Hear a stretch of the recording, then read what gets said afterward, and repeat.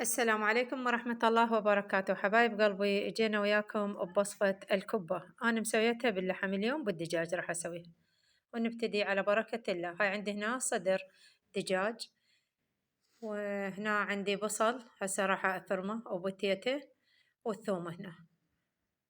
هاي شوية وياها خليت شمنت، وهنا عندي البهارات مالتها، بهارات الكبة وزنجبيل، وأخلي وياها فلفل حار بعد. وهنا عندي إيه حبايب قلبي، وهنا عندي تمن، أنا قلاصين ونص، وانتم بكيفكم حسب الرغبة.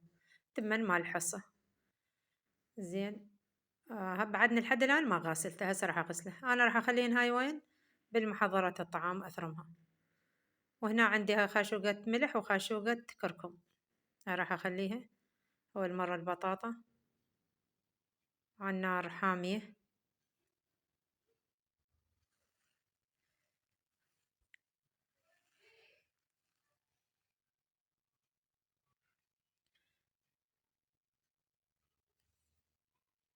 راح أبتدي بالثرم حبايب قلبي، حتى ما أطول عليكم أنا لين الصوت كتمته. ما أريدها حيل يعني، فد مرة تصير هاي، فأنا أخليها وين يعني المي مالها أخليه يترسب لي جوا. هاي حبايبي بعد ما صفيتها، هسه أخلي البصل.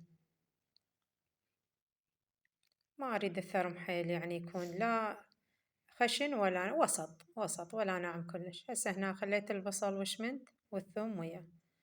زين حبايبي، هم راح أكتم لكم الصوت.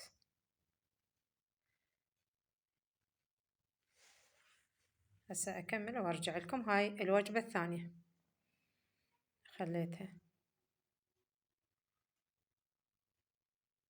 هاي المواد كلها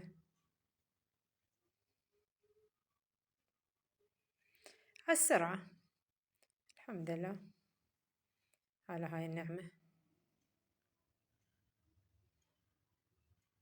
هاي نزلته بعد اللي ما مثروم بهن نزلتهن. هاي هم نفس طريقة البطاطا البوتيتة، هم راح أخليها وأصفيها بالمصفى، حتى ما أريد المي اللي يبقى بيها، أنا محتاجة المي ما أذبه. هسه أخلي الدجاج. أنا سويت هذيك مرة باللحم، بس عندي ما ياكلون اللحم، أنطيهم في دجاج، وروعة روعة يعني ما أوصفها إلكم.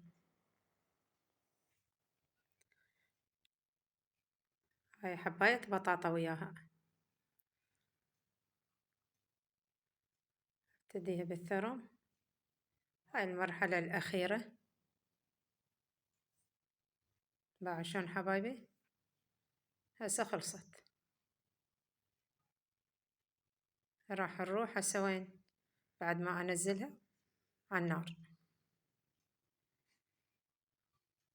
هاي باعوا. هاي البصل والبطاطا هكذا، يعني تعرفون كلها مقلية. هسه على جهة ثانية خليت اللحم. أنا شوي اللحم من ثرمته خليته بالثلاجة على ما كملت وطلعته. شوي شوفوا بي يعني شبه جامد، بس الريحة كلش طيبة.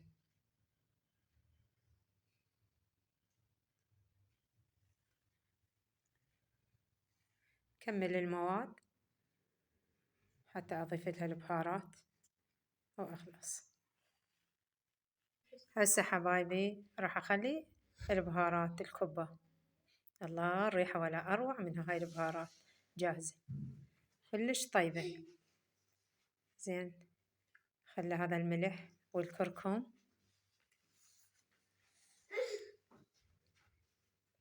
ابتدي بالتحريك. الله الريحة ولا أروع منها. هاي هنا عندي ريحان، أنا أحب البهارات المجففة، الريحان، المعدنوس، شمنت، أخلي يعني أحبها دائما على الشوربات، أخليها روعة وصحية، بها فوائد قيمة. ابتدي بيها هنا. ريحة الله ماكو يعني واحد يخترع العطور. هاي حبايبي بعد ما كملتها خليتها هنا، بس أنا ما راح أقليها، والاختيار يبقى إلكم. مثل ما يقولون المناظر هي تتكلم. لا تنسون من اللايك والدعاء، من خالص دعائكم لي ولوالدي، والسلام عليكم ورحمة الله وبركاته.